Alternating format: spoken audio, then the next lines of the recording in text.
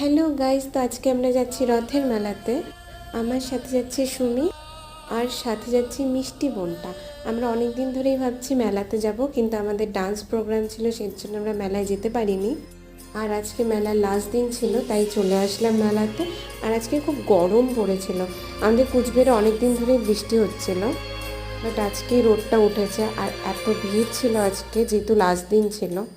ফার্স্টে গিয়ে মদনমোহন ঠাকুরের দর্শন করে নিলাম, তারপর মেলাটা ঘুরে দেখলাম।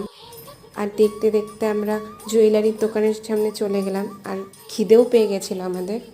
তখন এই জিলিপির দোকান থেকে জিলিপি কিনে নিলাম। আর আমাদের খুব গরম লাগছিল দুজনেরই, বাট জিলিপিটা কিনে বাড়িতে আসা অব্দি ওয়েট করছিলাম না, ওখানেই সুমি খুলে খাওয়া শুরু করে দিলাম মেলার মধ্যে। খেতে ভালো ছিল। তারপর ঘুরে বাড়ি চলে আসলাম। হরে কৃষ্ণ।